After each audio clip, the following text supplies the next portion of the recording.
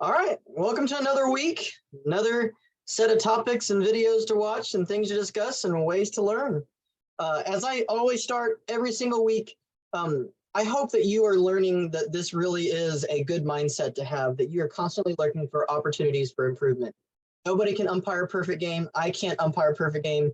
And there's always something that I can do differently, always something I can get better at. So and then we learn from our experiences, so be able to think critically back on the ways that you've been involved in a play, how you took a play, and construct yourself, whether you did it right or wrong. And then you take that knowledge and you share it with others, because obviously we have games going on right now on Wednesday nights.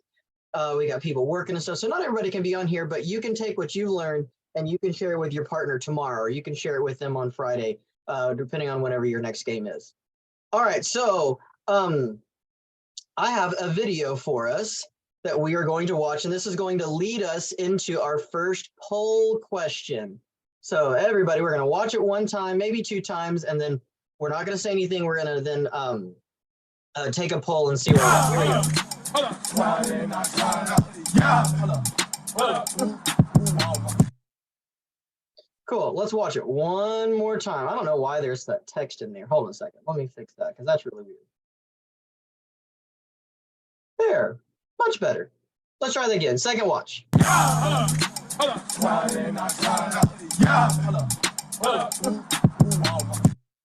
All right, here we go. So let's launch this poll and see what you got. So the question is, what is the call?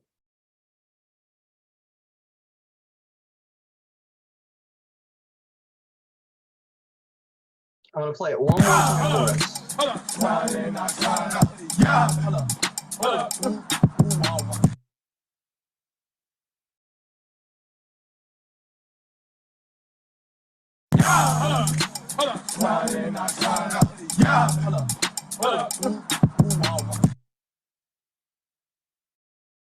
All right, so far we got 4 votes in. We'll take just a second.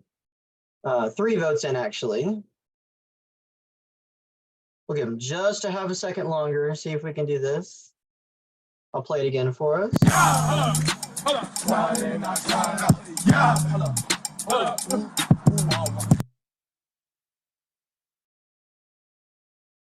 It's been about 10 more seconds.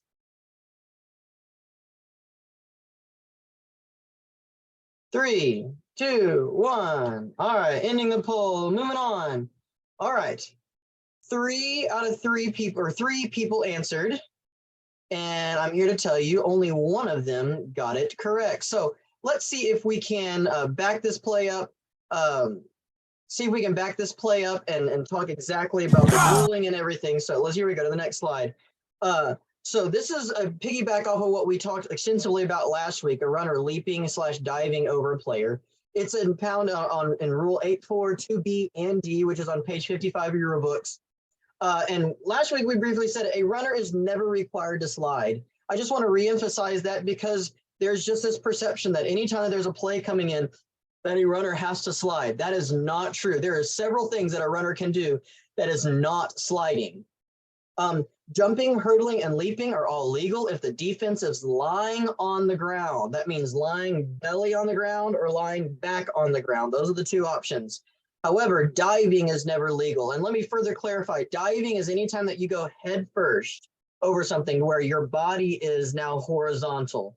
If you go feet first up and down where your feet always stay down to the ground, then that's considered a leap or a hurdle or a jump, something like that. A dive is where you're going to go head first and your body is going to be horizontal to the ground. So here's a situation that we talked about, the one that we just saw. We got a runner at third base and he's headed home. The catcher is throwing the ball and he catches it with a knee on the ground. R3 attempts to leap over the catcher to touch home plate. And this call is interference. The ball is dead immediately. R3 is out and all other runners return to base at the time of pitch. Only one person got that correct in our poll that we did. And I understand not everybody was able to complete it, but that's okay. So this still shows that we've got room for improvement, an opportunity for improvement to get this rule better at even in the second week touching on it. So let me back up just a little bit and see that play one more time so we can talk through it together real quick. So R3 runs. Catcher so sorry, I was trying to pause it. Catcher catches the ball on a knee. He then moves to make the tag. The runner leaps feet first. So in this situation, if the catcher was completely on the ground flat, if his belly was on the ground or if his back was on the ground and he was completely flat, this would be legal. But because the catcher is not because the catcher is not laying down, this is interference. The runner is out, and oh yeah, R2 right here, this runner has to go back to second base. Now, what do you do with the batter runner? Because this is on a batted ball. Well, the batter runner is going to be able to get the base that he acquires. Okay, so if he gets a single, then he's going to get first base. If there's R1, then he gets to move up. He's forced to second. If all other runners have to move up before sub a base, well, you can't put them back a base because then you have two people on a base. So runners have to return to the base they were at the time of pitch, unless they're forced to advance because of a batter runner's legal act. So I'm going to play it one more time for us so that way we can all see a great example of a runner leaping over a catcher illegally. So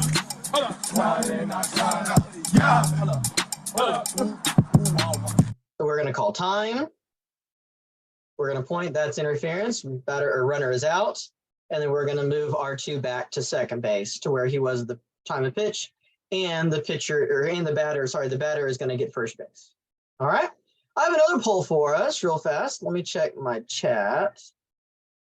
Real fast. So here we go. We're going to talk about a balk. So let's see if we can take a look at this play. Here we go. That's balk.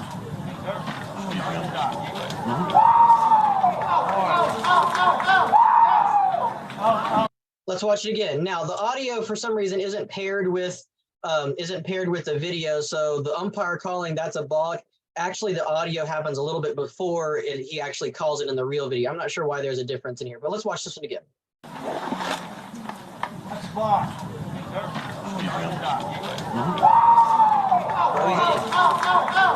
One more time. That's balk. So here we go. We're going to launch another poll. See if we can get a little bit more participation on this one. So check out the poll. Here we go. What do we got? Is this a balk or is this a legal pitch? I'll re-rack the video again. Here we go. That's balk.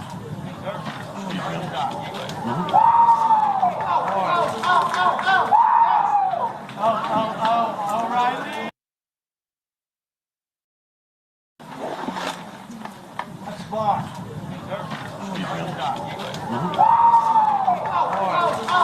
Take about 30 more seconds on this one. We got 6 responses so far. Thank you.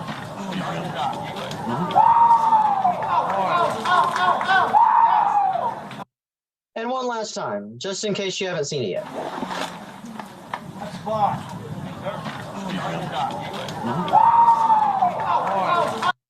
All right, we're going to end our poll here. We have 6 responses, and 3 of them say that's a balk, and 3 of them say it's a legal pitch. Much like the discussions I've had about this week.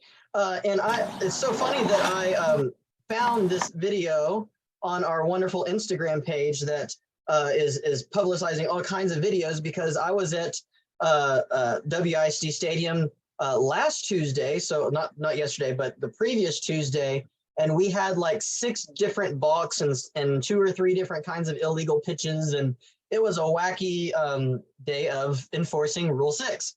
And I didn't have my video camera on that day because I was running a little bit late, and so I wasn't able to get a video of this, but I had this exact same play, and I actually called it a balk myself.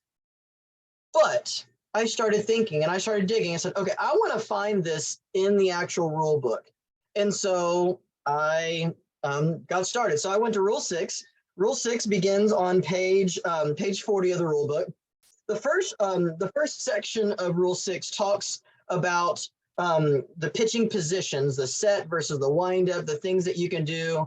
And so I was thinking, here we go. Let's see if we can, find some information in there.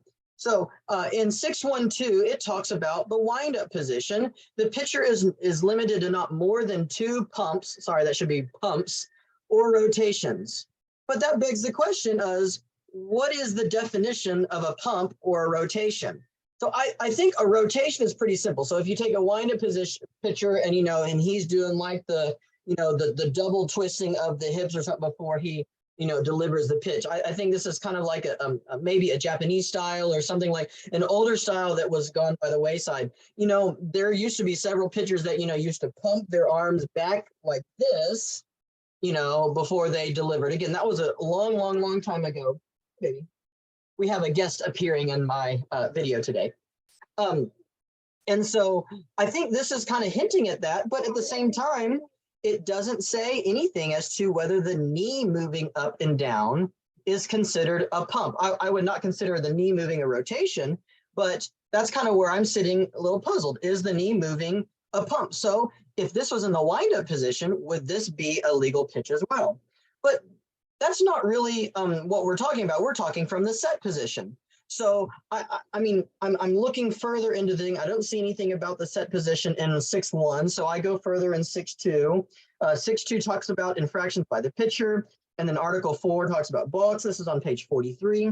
If you look down to Circle D, it says it is a balk if there's a runner on base and any of the following acts are committed by the pitcher while in contact with the pitcher's plate. D says failing to pitch to the batter in a continuous motion. But again, that begs the question, does the pump of the knee mean a new motion? Does it, if you were to think a start and stop balk of, a different thing where they, start to come up and they, go back down, preset, that's okay. That's 2 different motions. Okay. So we're going to get a balk on that. But if the knee going up and then back down and then up again, is that 2 different motions? Is that a pump? Is that a thing? I guess what I'm saying is I really don't know. And so I think it's so funny that we've had a 50-50 poll in this. And I'm just going to be really, truly honest here. I've reached out to our state rules interpreter for an official ruling. And I will pass this along once I hear back. I don't have an answer. I'm going to tell you right now, because I've called it a balk one time. I just feel personally, on a personal level, I need to continue calling it a balk because that's just my current interpretation of the rule. And if I'm wrong, guess what? I'm going to hop on here and in front of everybody say I was wrong and I'm going to be better next time. But in the meantime, we just have to go off of based on what I feel right now, what I feel convicted. So for half of you that are going to say that's not a balk, that's a legal pitch, cool. For the other half of you that say, hey, I got a balk, I'm going to call a balk on that situation. Okay, cool. Like I said, I'm going to wait until I have an official a ruling from our state, and I will certainly pass that along as we get closer there. All right, let's go on now. Oh yeah, and just for I forgot I put this one in just for fun. If you have your rule book open to page 43, what we were talking about, if you go up to letter C in Article 2, letter C in Article 2, it says a delay of game includes, letter C, failing to pitch or make an attempt to play, including a legal feint within 20 seconds after the pitcher has received the ball. What does this sound like? This sounds like we have our own pitch clock rule at the high school level. The penalty is the batter is awarded a ball to the count. Now, I'm here to tell you that I actually saw this in the rule book for the first time this week. I had no idea that 20 seconds was mentioned in the high school rule book. Now, because of the way that our culture of baseball has become, I have never seen this rule enforced. But it's possibly something that you could stick in your back pocket. And if you have a pitcher that is just really, really, really delaying the game, it's something that you can pull out and call. But make sure that you're actually timing them. And I would also make sure you're telling them, hey, remember, you have 20 seconds to pitch the ball. And if you're going to choose to enforce this, it may be handy to memorize the rule reference on this too, because I guarantee you the coaches don't know this rule at all either. So just food for that. food for thought, excuse me.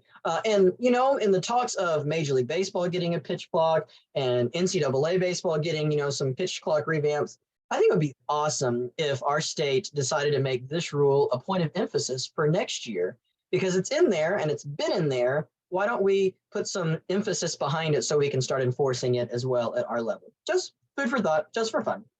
All right, I'm going to talk about some two-man mechanics plays because yesterday in my game, we had several wacky things. And it was me and Carl. We were working at Waco ISD. We had Waco High and Colleen Shoemaker, but the teams don't matter. It's just a matter of watching the umpires moving and how things are going, okay? So here we go. First play that we're going to look at is we have a runner at first base. We have one out. And our base umpires in B position, plate umpire obviously behind the plate. And our pre-pitch signals is going to look like this. I'm going to step out behind the plate. I'm going to look at my partner. I'm going to give him one finger and I'm going to point to this direction. That means that I'm telling him, hey, one out, and on a clean base hit to the outfield, say it again, on a clean base hit to the outfield, I'm going to rotate up to third base. And my partner, Carl, he's going to look at me and he's going to say, yep, you're right, one out. And I'm going this direction, meaning I've got the batter runner rounding first base. I've got the backside of the play, because on a clean base hit to the outfield, we're going to have a rotation situation. Let me say that again, a clean base hit to the outfield. Here you go. There's a little foreshadowing coming up your way. So let's take a look at this play.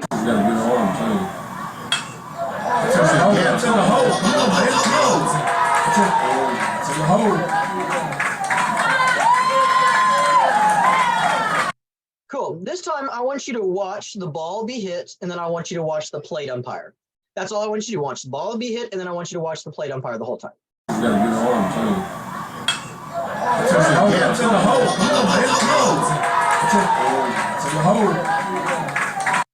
For me, as the ball is hit, take my mask off with my left hand, and I take those first couple steps out of the box. Those aren't my hurried steps because I'm still reading the play. I'm taking a look and seeing what's going on. Once I realize that this ball is not going to be caught, it becomes a clean base hit to the outfield, which then a clean base hit to the outfield means I'm rotating up to third. So you'll see me, there's a moment in there from my, slightly slower steps changing into my quicker steps. Watch that again.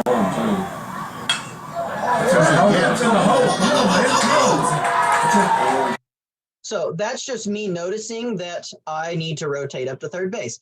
Now this time we're going to watch it. I want you to watch the base umpire only. Watch the base umpire only. See if you can catch a couple things that he does as well. Only watch the base umpire.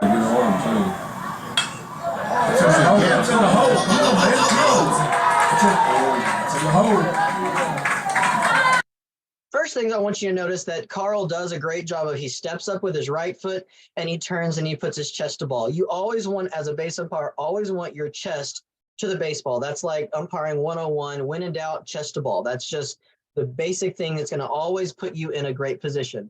He starts moving into the working area knowing that, hey, I need to start moving up to second base. But if you watch him again, he also puts his hand out and he turns and looks over his shoulder. That's just a really great communicative thing that he does. He's looking at me, making sure that I'm there. He's giving me a signal that, hey, I see you moving up there. I've got it. And, that's kind of just, hey, we're doing the right thing. He's looked at me and then he's looked away now. And he's back onto his job at second base, knowing that that's where he's got. And should the throw have taken anywhere else, he also has the batter runner into first base now, which is standing over at first base. So this is a very simple clear-cut rotation situation on a clean base hit to the outfield. Let's go to the next one. We have a runner at first base again. We have, looks like 2 outs. So pre-pitch signal on this one, I'm going to step out to the side. I'm looking at my partner. I'm going to say 2 outs, and I'm rotating up to third, just like that. That's all I mean, 2 outs. I'm going up to third. My base partner, he's going to respond to me. Yep, you're right. I've got 2 outs. I've got the batter runner coming around first base, and I got the backside. Let's take a look at what happens in this play. I guess not. Sure is in there. That's down.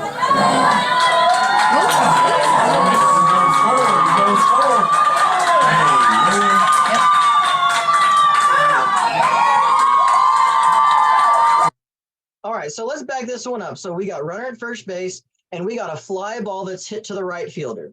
Fly ball is hit to the right fielder. This time, let's go through, and I'm going to stop kind of and so we can talk about it as we go. Watch the plate umpire this time.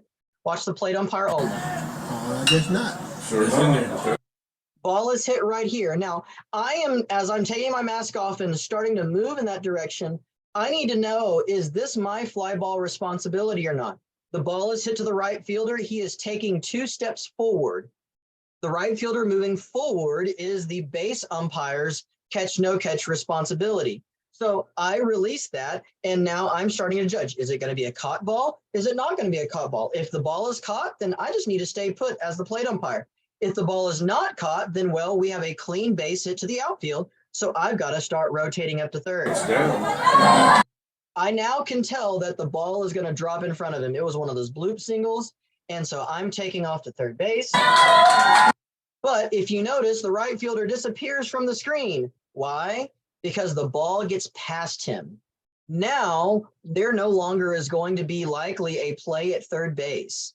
Now the play is going to blow up. The runners are going to run a little bit longer. And so we need to abort the routine regular, rotation where the plate umpire goes to third. I see, yep, it is really, truly past him, and it's far beyond his reach. For a moment there, it looked like he was going to be able to recover it pretty closely, but it ended up rolling a whole lot farther past him. And so now I'm turning to my partner, and I'm telling him, I'm going home. I'm going home. Look at my head turn. I turn and catch the runner rounding third base, catching the touch of here. And again, I'm not hustling back to the plate because the ball is all the way to the wall. There's no way that there could be a play at the plate. If there was a play at the plate, guess what? That's my responsibility. So I probably should be moving a lot quicker there. But I can tell just where the baseball location is that it's not going to be a play. But it's still my responsibility to take the runner all the way to the plate, which then leaves the base umpire to take the batter runner all the way to third base. So in this one, we start with the same scenario, R1. We got a clean base hit to the outfield. We begin that rotation, but that clean base hit ends up going all the way to the wall. And so the rotation is now off, and we go back to where we were. So let's watch this one more time in full speed. I guess not. Sure is in there. Folks down.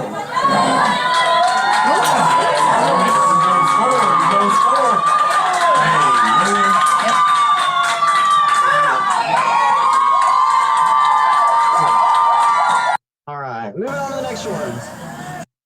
Okay, so let's pre-pitch this one as well. Guess what? We got a runner at first base. We got 2 outs. So I'm going to look to my partner. I'm going to say, hey, we got 2 outs. I'm rotating up to third base. He's going to look at me and be like, yep, we got 2 outs. I'm picking things up on the backside. The batter runner coming out on first base. And notice we've pre-pitched this, and these rotations are on a clean base hit to the outfield. Let's watch this play and see what happens. I guess not. Sure is in there. Folks. Oops, sorry. This is the play that I'm talking about. Here we go.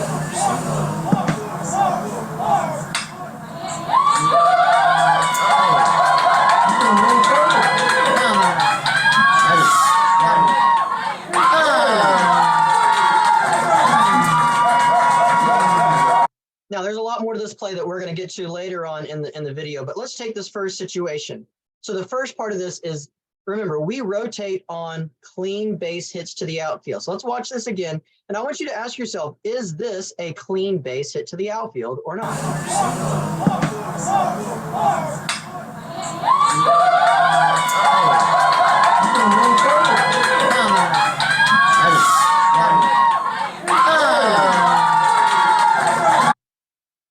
If we pause the video right here, so right here, if we were to ask ourselves, is this a base hit to the outfield? I really hope that you would say no. I really hope that you would say no. Now, the plate umpire, I'm moving up to third base as fast as I can because in the moment, I'm not sure if that's going to squib through or not. I really read this as a clean base hit up the middle. I was already committed going up to third base when the shortstop dove and made contact with it. And so now I'm moving up to that direction to read the play and to see what happens next. The ball squirts around, and there's some amazing communication that happens between Carl and I on this play. So let's see if we can catch it.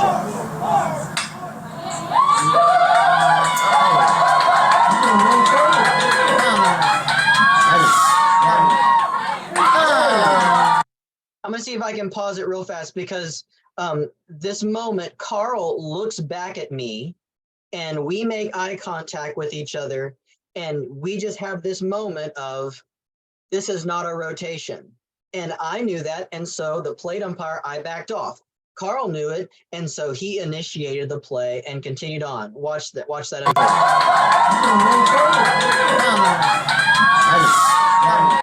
As soon as we make eye contact, I stop moving. And so that way it's obvious that I'm not going to make this call. And one thing that Carl did that was even really the next level is before he made a safe call on this one, he glanced back at me just to double check to make sure that we really are on the same page.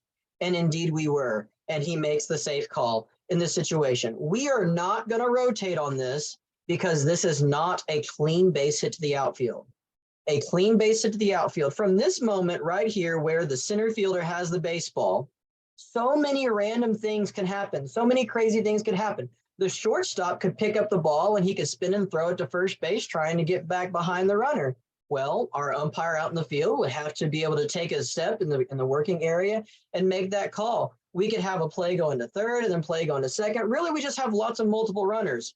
But also, look at time and distance. From here, with a center fielder picking up the ball, this happening so fast, the plate umpire has no chance to getting a good position at third base. And I think that ultimately is the reason why we don't rotate on this situation, because you just can't get up there that fast to get a good position. Remember, you want to get all the way up the line and then get inside to the cutout so that way you can see this play.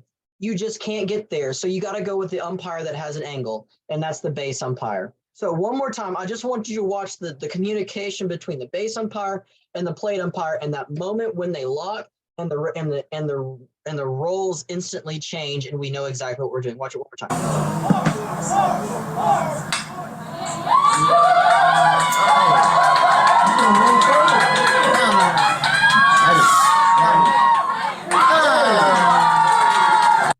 This play will make another appearance here in just a little bit.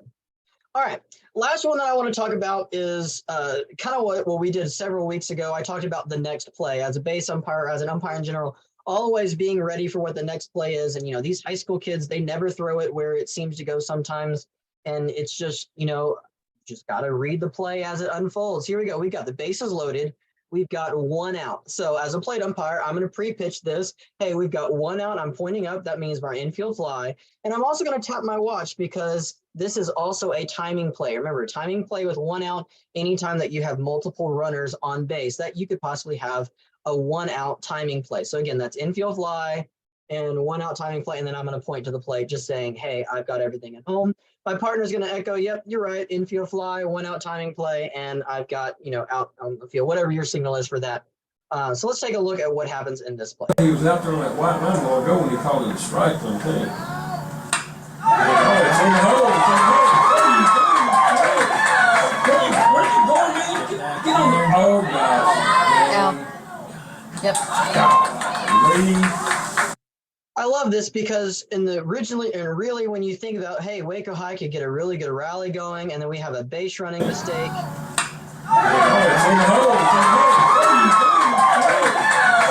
I want you to take a look at Carl's positioning right here. He does a really great job of backing into the working area.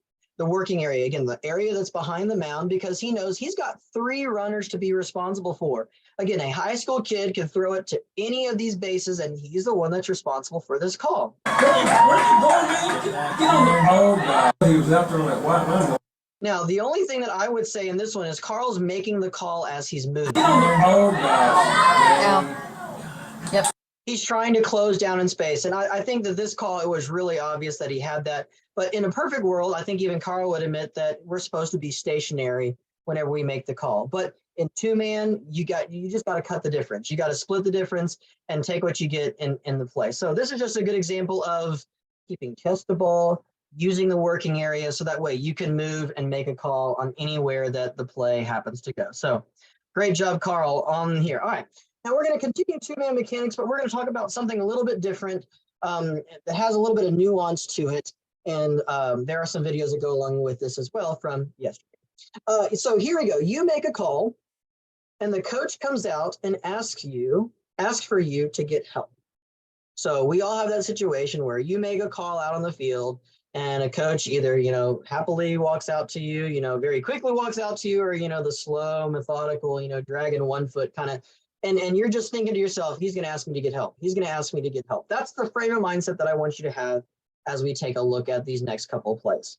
So runners at first and second, pre-pitch signals, looks like there are no outs. Pre-pitch signals, I'm going to mirror to my partner, hey, we got no outs.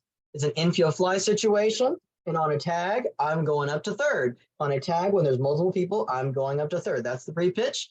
And Carl, my base umpire, is going to go, yep, you're right, infield fly. Hey, on a tag, I've got batter runner. I've got R1 on the backside of the play. That's what we're communicating on this pre-pitch. And let's see what happens.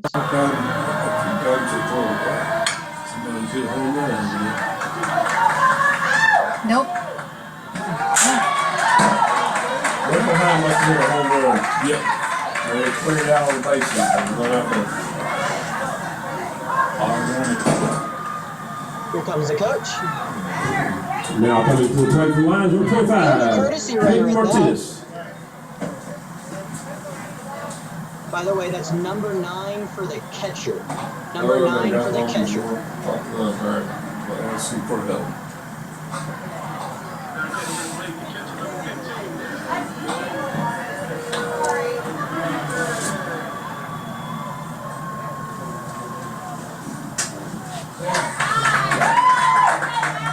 So lots of things to talk about in this play real quick. The play itself, we got a ground ball, and we have a force play or a tag play or anything, whatever you want to call it, at third base.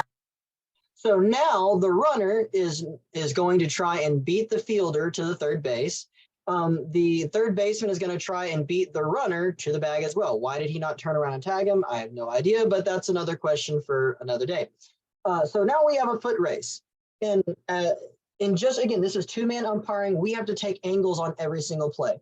If he were to take a tag on here, Carr would be in a great position to see right through the tag. But that's not what happened. As he starts to dive from this is what you call straight line. And this is what you call you can't help it. I mean, this is just two-man mechanics. You got to split the difference because you have so many plays. If you look where Carl is looking at, Carl has the player that's laying on the ground. Oh, by the way, this player laying on the ground, if somebody were to leap over him, that would be legal. Oh man, I shouldn't go back and talk about that. Never mind. Sorry. Focus on the play at hand. Here we go. So he's diving into the base while the runner is sliding on the backside of the base. So all Carl can see from his position is the rear end of the player that's diving towards the base. And he's got to make a call. So in this situation, he's going to call safe because from his best judgment, that's what it is. Nope.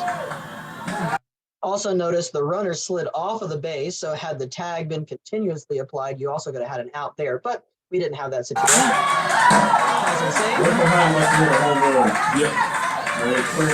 And I acknowledge time right there because I see the coach starting to come out of the dugout. So I know what's happening. Now, as a plate umpire, as a partner, if you work with me, and this is just something that I've picked up on from several years, and maybe this is a little nugget that you get it. If I know that a coach is going to come out and ask for, or, have a discussion or something, if I feel like I have something to offer the play, like maybe I have a bit of information, or maybe, I'm thinking, hey, yeah, we should communicate that. We should talk about this. What I'm going to do is I'm actually going to show that with my proximity. So had I had something additional on this play, I would be standing out here somewhere in the grass.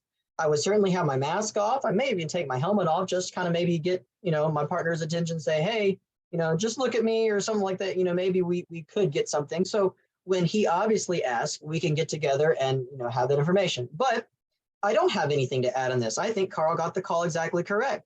So what I do to show that is I simply go back to work. You notice as he's going out to the pitcher's mound, I'm taking care of what's happening next. I got a courtesy runner. And I drop my pin, of course. Martinez. And this is a good sportsmanship thing that Carl does too, is it's not necessarily our job to meet the coach halfway, but that's a good courteous thing, especially if a coach isn't coming out at you real fiery. He just comes out and wants to have a conversation. Carl comes up. He's got great receptive body language. His hands are behind his back.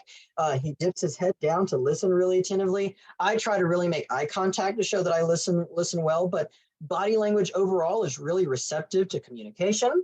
The conversation doesn't last very long.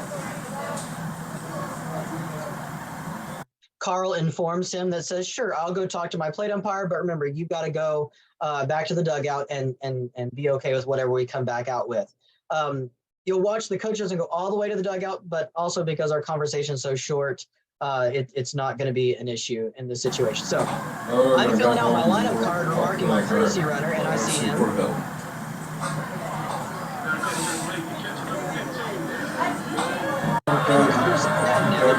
And the conversation goes something like this. Caleb, I got a coach asking me for a difference of opinion or something like that. I've got the runner beating the tag of the base of the force out at third base.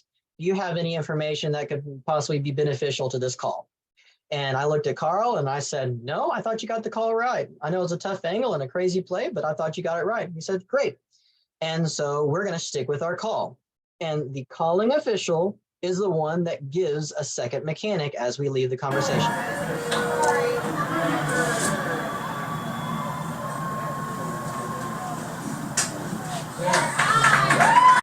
And we go on to play from there. It's just that simple. We decided that we're going to get help on this play. We got together. We're sticking with our original call because I think he got it right. And we're going to move on with that one. Let's see what's in the chat. Let's take a look at the next play. So in this situation, we've got a runner at second base. I can't tell how many outs are. Let's just say there's no outs. So we're going to pre-pitch signal, no outs. I'm staying home. I'm the plate umpire. No outs. I'm staying home. My partner's going to say, you're right, no outs. And I've got everything out in the field because that's where we are. Let's take a look and see what happens in this play.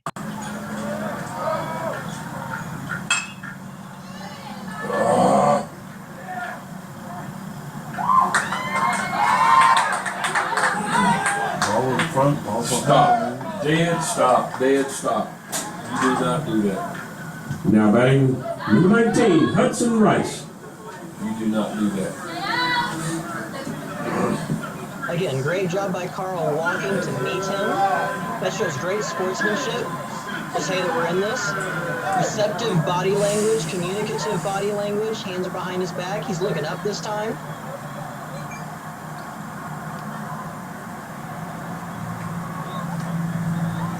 But this time he doesn't get help. Let's talk about why he doesn't get help. Let me say, first of all, it's the nature of the play. I'm going to freeze frame right here. As a plate umpire, I am now straight line to this situation. I can't see anything in this situation.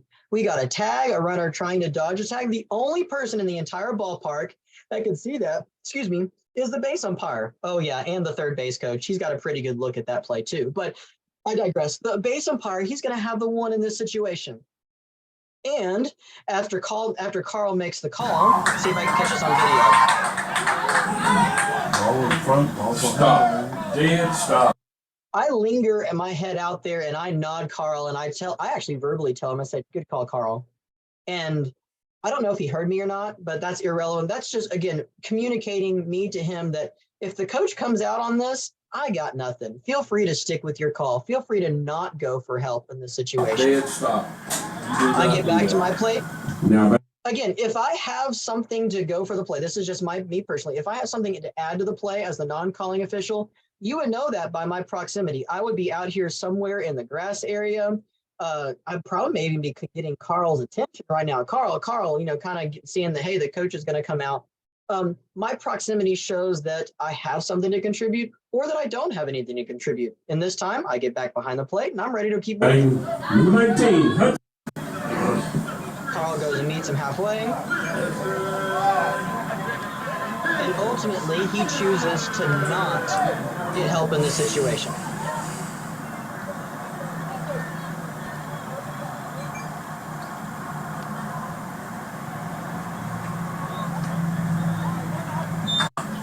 And we move on with our day. Let me see if this is the next.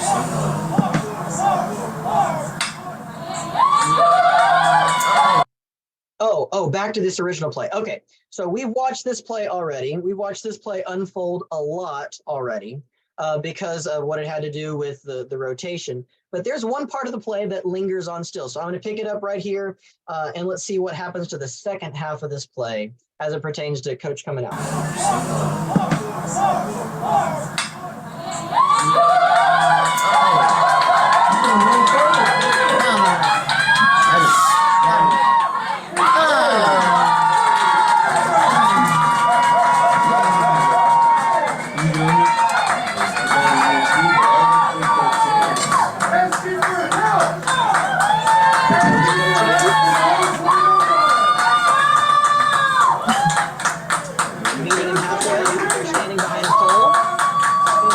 Carl, I just want to say your body language when you're receiving these conversations is really good. This is a great model for all of us to model after.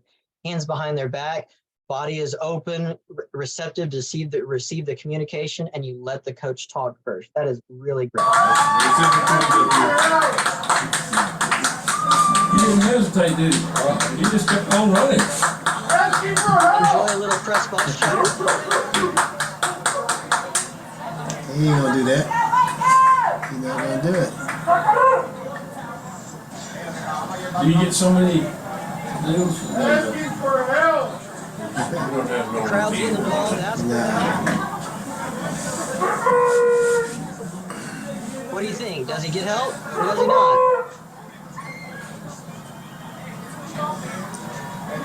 Coach just trying to kill the rally right now. That's all he's doing. That's all that is. And ultimately, he decides to not get help. Now, let me break it down for you a little bit about the communication aspect that's after what we talked about with all the rotation first. So we have the play going into third base. As I begin walking home, I'm making eye contact with Carl because, again, this is a funky play. There's a pretty good chance that we're going to have a coach come out on this play. Watch my right hand. Right, dadgummit. I always do that.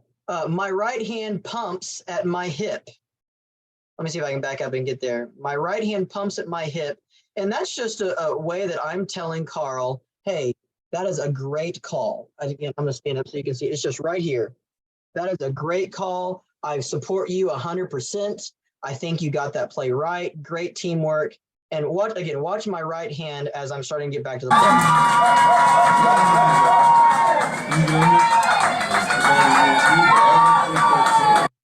And Carl sees that, and Carl sees that I go back to the plate here as well. And so when the coach comes out, Carl knows right off the bat that I agree with him. I know that he knows that I am on the same page with him. And so in this situation, we don't have to necessarily get help because he already knows that I've communicated to him. So basically, with all of these things, I think what I want to get at is the overall ways that you can communicate within the game. Your body language can communicate, signals can communicate. You can communicate verbally with your partners. You don't have to just wait until someone calls time for you to get together and communicate during the game. And I just want to say, as an umpire that was on the opposite side of all of these discussions, it was really nice to feel like we were on the same page. We got together when we felt that we needed to get together, and we held our ground when we felt like we didn't need to get together. It delays the game, makes for more conversations. Oh, you just get together anytime. But yet we were communicating with each other throughout the entire game. So these are some great examples of, these are just really great examples of just upper level two-man mechanics and stuff. Now, let me get to some questions that are in the chat for us. Sorry, let me see if I can pull that up.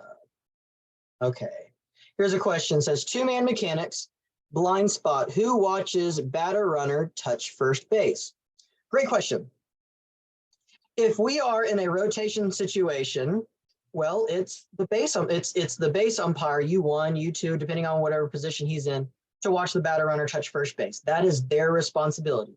If they are watching the ball or watching the tag or watching multiple things, you're going to have to do just one of these little glances, and you're going to just do your best.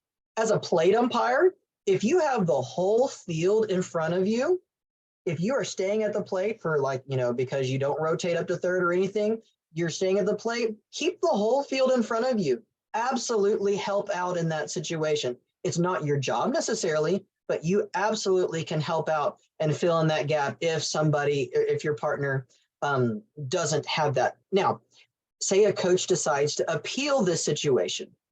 If you as a base umpire, knowing that it's your call and you're like, hey, I didn't get a really good look at it, you're going to need to have some nonverbal communication with your partner, just some eye contact, maybe some big eyes, or just, the coach is going to ask for it. So look to your partner, and if you feel insecure about it, and then, great. If you as a plate umpire, if you see that from your partner and you know that you saw a touch or you know that you didn't see a touch, come out really big. Hey, I've got this. Carl, I've got this. This one's mine. He's out. If you come out with that much aggression, that much claiming it as your own, as you saw it, no one's going to question you. Now, if you as a partner don't see it from behind the plate, and if you are the base umpire that's still unsure, then, well, it's your job. You still got to guess. You still got to make a call. It's our job to watch the ball, glance at runners. Watch the ball, glance at runners. And just the more that you do this, the more you kind of get that sense of timing as when that runner's going to come around and peek around that shoulder and get that touch of first base. The hardest ones is when you got multiple runners and a fly ball is in the air. Those are the hardest ones that you got. But typically, when you have a fly ball and multiple runners, you got the umpire staying at the plate, which is a great way that you can communicate, can get taken care of on that. Carl raised his hand. Carl, go. I was just going to say, with respect to that, we both try to glance over there, but we also give priority to the lead runner because that's the guy who's going to score first. So it's more important of did the guy touch second than did the guy touch first, because the guy at second, may stop at second, and then it doesn't matter if the guy at first touched or not. So you always touch the lead run. You concentrate on the lead runner, and then try to glance at the trail runner if you can. But yep. and sometimes you're in better spot to look at both of them than other times, depending on where the play takes you. So absolutely. Next question. Next question comes from when 2 outs. And close game, coach appeals that the batter runner missed first base. Who had vision on that rotation? Well, I think the situation here depends on where the runners are. If we have, 2 outs and nobody's on, and we have a base hit, well, U1's coming in and pivoting. And so that's really is U1's complete job. So in that one, U1 really needs to have sole responsibility. I don't think that, close game has anything to do with it. I mean, yes, 2 outs, you need to start thinking about, all of those things, but touches of bases matter the same with no outs in the top of the first inning as they do with 2 outs in the bottom of the 7th inning. So it's just something that we've got to do, and we've got to continue to watch and be mindful of. But kind of as Carl hinted at it, and somebody also said in the chat, tell the coach to pay for a third umpire. I mean, that's a really great thing. On a baseball field, with 2 umpires, that's four eyes, and they happen to be paired together. So really you only have 2 sets of eyes looking at all of the things that could possibly go on in a baseball field. You cannot get every single thing every single time. There are going to be some things that fall through.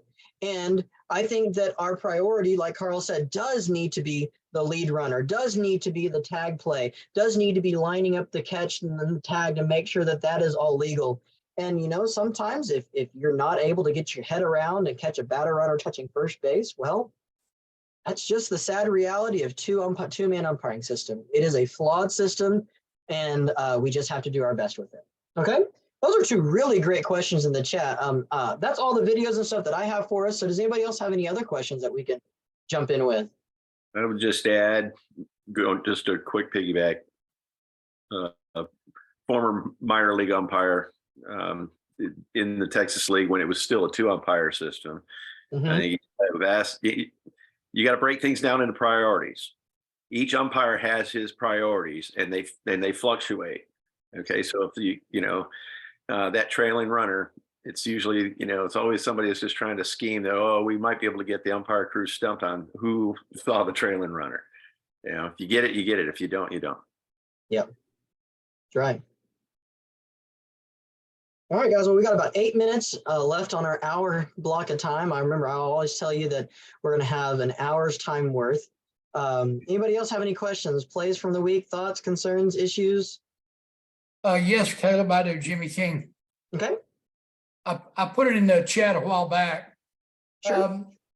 Runner on first, stealing second. Sometimes I feel like in B that the catcher's throw pins me on a bad side of the play. And I had a play last night, close play at second. I thought I was not in the best position. That the batter's, the runner's shoulder kind of blocked part of the play for me. And I felt like if I'd have been across in C, I would have had a better angle. So tell me what I can do or what I'm doing wrong. Sure. Well, remember, the runner is going to be sliding to this back corner of the base. Can you see that okay? Sure. Okay. And so typically the tag is also going to be applied right there. So this is your starting position. You're facing the plate. Okay. As the throw comes, you want to drop step and go this direction towards this cutout. You want to be able to look directly into that angle, into that wedge, because that's where the play is going to happen. That's where you're going to have the tag. That's where you're going to have the hand reaching, or that's where you're going to have the foot reaching. That is your critical elements of the play. If you were, I'm going to leave that there, but color this. If you were over in C position right here, and you did the same thing, and you got to right here, your angle is a lot shallower to those critical elements of the play. There's a high possibility that a fielder would be standing in your way, like with his feet, straddling the base or something like that, and then you would be blocked from the play simply because your angle is shallow. In the red area, I'm going to erase that one so that way we can be clear. In the red area, even if you start getting, if you get set and you feel like you're getting pinched and you can't see, don't keep working this way, work this direction, because that direction towards the baseline is going to allow you to see more indirect between the play where the elements are. If you feel like the play is going to pass the base, or the fielder is in a different way, don't go towards the base, go towards the baseline, take a good read step and see if you can see in between the play even better. Okay. I don't understand that. That seems counterintuitive to me. It seems to me like that's making a worse angle going toward the baseline. Well, because remember, you're going to want to see what we call the wedge. Okay. So think that this is the fielder. This is the runner. The tag is going to happen in the middle between the two, right? Yep. Okay. And so you want to be able to see between those to see if the tag happens between the base.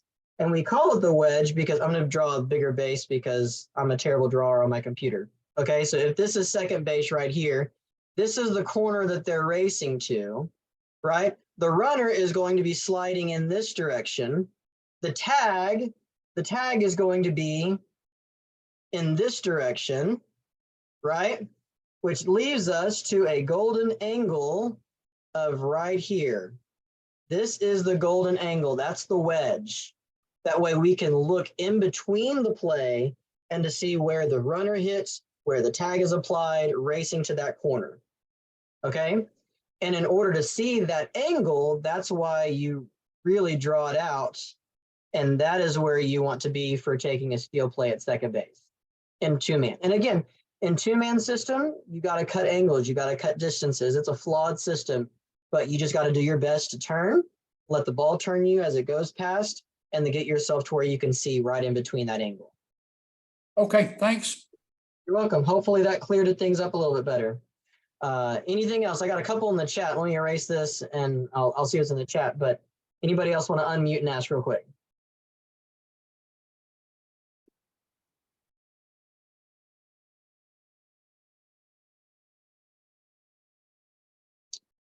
Have a question on the pitcher re-entry, okay?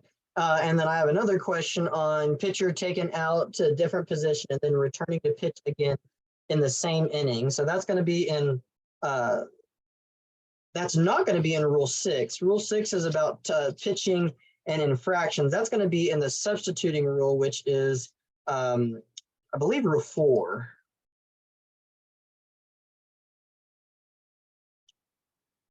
Yeah, substituting in rule 4. Let's see if I can find that one real quick.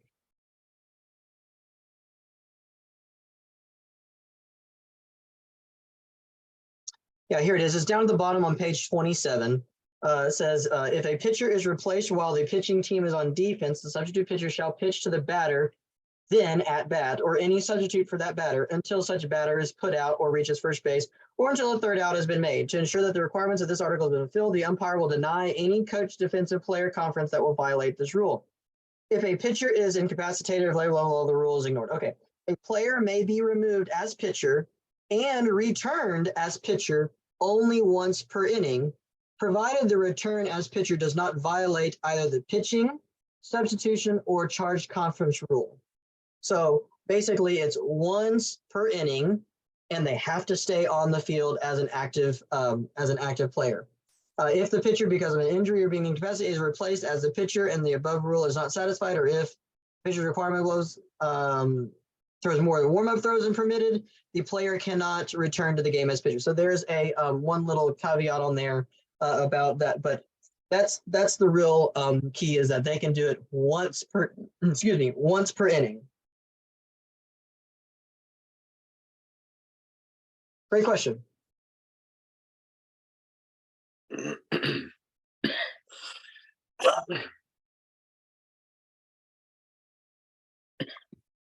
Anything else?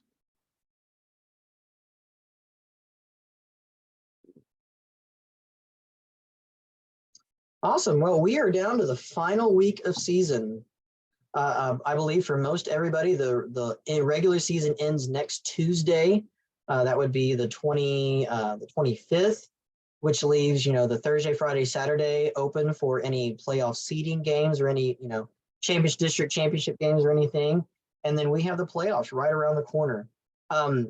Just a reminder for us, next Wednesday, we have a meeting scheduled at Midway High School's baseball field. It's going to be where we go over the 3- and 4-man mechanics for the playoffs, getting everybody certified. And that is one of the requirements in order to be eligible to be in the playoffs, is that you have to have that certification of 3- and 4-man mechanics training. You can either get it locally through the chapter, you can get it online through TASO, through all of their videos. I believe the whole cumulative videos are about an hour and a half long, or you can go to the state meeting. And if you went to the state meeting, you already know that yours is qualified. So that's that. But so either you have to get the certification, one of those two ways for you to be eligible for the playoffs as far as in the state's eyes. So look forward to seeing everybody in person on Wednesday at Midway, 6:30 for that meeting there. And that'll begin. And just to clarify, Caleb, Sure. It's not just going to the state meeting. You have to go to the 3- and 4-man mechanics at the state meeting, which was the next day. So it's not just, you have to get, and one of the requirements is either going to the state meeting or taking the state meeting online, but the 3- and 4-man is a separate deal at the state meeting. So probably none of us went to that. So they can either take it from you or get a makeup for me and Mickey, or they can listen to Ken Williams drone on TASO. But sounds great. Thanks for that clarification. Wednesday would be better than the TASO version. Yep. So awesome, guys. So tell your friends, because obviously you need more than 8 people there to make it worthwhile. And we need to have more than 8 guys to be eligible for the playoffs too. That's equally as well. All right, guys. Well, that's it for this week's edition. I'm going to stop the recording. Thank you so much for being on here, and happy umpiring.